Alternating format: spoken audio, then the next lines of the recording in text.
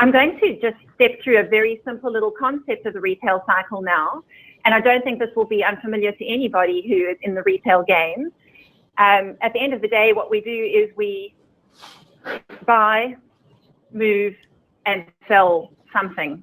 And hopefully in order to stay in business, we sell it for more than we bought it for and the associated costs of doing business. But that's a very simple cycle. And I think we're all very comfortable with that and familiar with that. If I expand that out to just start including some of the planning activities that go with it, and I'm not saying these are unique to planning, but I have found that sometimes when people start seeing the cycle expanded out, we start talking about these distinct planning stages, that people can sometimes be a little bit overwhelmed or feel like we're getting into some really technical stuff. And so I just wanted to break it down a little bit here and talk about, well, what are some of those other planning steps? What do they mean?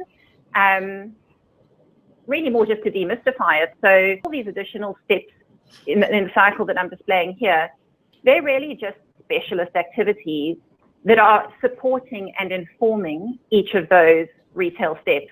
So we want to have a strategy of what are we trying to do, and that can be, maybe over the next year or the next 3 years. It could be different for different businesses.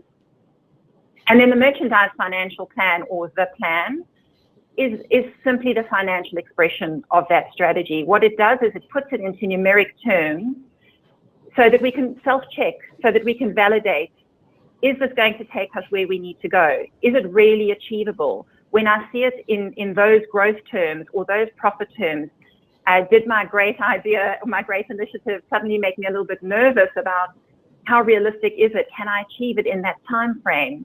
If not, maybe I, tone it down a little bit, and that will take less stock requirements. So it's just reflecting that strategy in numeric terms to go, can we do this? Will it take us where we need to go? If it won't, what can we adjust to get us there? When we get to the buying stage, planning supports with some of those ranging decisions. Again, how much is too much? How many choices do we need? How can we inform that buying decision using information that we have available to us?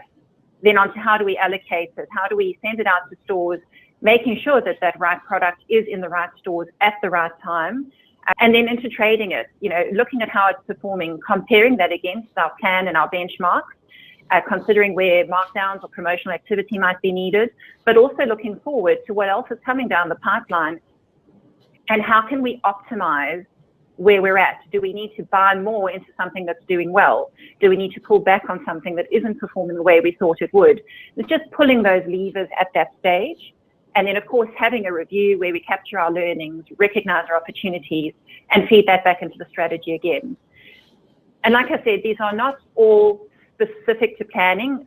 Many other functions participate in these steps, but it's just, I guess, again, that ecosystem where every functional area brings their specialist knowledge to this retail cycle to make each of those steps work better. And that at every single stage, we're just looking to optimize the choices that we're making, the decisions that we're making, and this overall framework is a way to make those more informed decisions, which are the ones that are going to govern how the stock is invested and the resulting profitability.